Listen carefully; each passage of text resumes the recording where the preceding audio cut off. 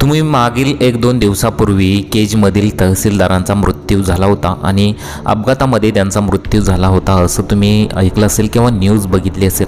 परंतु याच प्रकरणामध्ये आता एक धक्कादायक वळण आलेलं आहे. मग त्यांचा अपघात नव्हता का? नक्की या प्रकरणात काय झालेलं आहे आणि नातेवाईकांनी कायदेशीर लढ्याच्या तयारीत पार्श्वभूमी ती ठेवलेली आहे आणि त्यांनी सांगितलेलं आहे की त्यांचा अपघात नव्हता. मग नातेवाईकांनी असं काय सांगितलेलं आहे पहा. गरिबीतून वर आलेले तहसीलदार, आता त्यांच्यासोबत नक्की काय घडलं? राकेश गिड्डे यांच्यासोबत नक्की काय घडलं पहा. केजचे तहसीलदार राकेश गिड्डे यांच्या मृत्यूचे गूढ आता अधिकच गडद होऊ लागलेले असून या प्रकरणाला गंभीर वळण मिळाले. या घटनेनंतर गिड्डे यांचा मोबाईल फोन आणि महत्त्वाचा डेटा असलेला जो लॅपटॉप होता संशयास्पदरित्या गायब झाला आहे.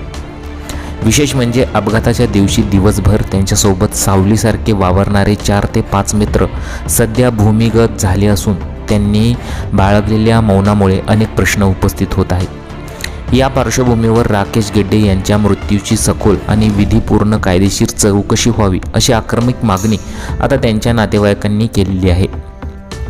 राकेश गिड्डे यांच्या अकाली निधनामुळे त्यांचे कुटुंब धक्क्यात असले तरी मृत्यूभोवती असलेल्या संशयास्पद बाबींमुळे नातेवाईकांमध्ये प्रचंड संताप आहे. हा केवळ एक अपघात आहे की घातपात याचा छडा लागणे आवश्यक असल्याचे मत त्यांनी व्यक्त केलेले आहे. अपघाताच्या वेळी नेमके काय घडले याची पूर्ण कल्पना सोबत असलेल्या त्या मित्रांना असावी असा संशय नातेवाईकांनी व्यक्त केला असून पुराव्यांशी छेडछाड करण्यासाठीच मोबाईल आणि लॅपटॉप गायब करण्यात आलाय की काय अशी शंका आता व्यक्त होत आहे. मिळालेल्या माहितीनुसार गिड्डे यांचे कुटुंबीय लवकरच प्रशासन आणि पोलिसांकडे या प्रकरणाची उच्चस्तरीय चौकशी करण्याची अधिकृत मागणी करणार आहेत. सत्यता समोर आल्याशिवाय स्वस्थ बसणार नसल्याचा पवित्रा नातेवाईकांनी घेतला. ज्यांनी शेवटच्या क्षणापर्यंत सोबत वेळ घालवला त्यांना स्वतःहून समोर येऊन पोलिसांना खरी माहिती द्यावी असे आवाहन पीडित कुटुंबियांनी केले आहे.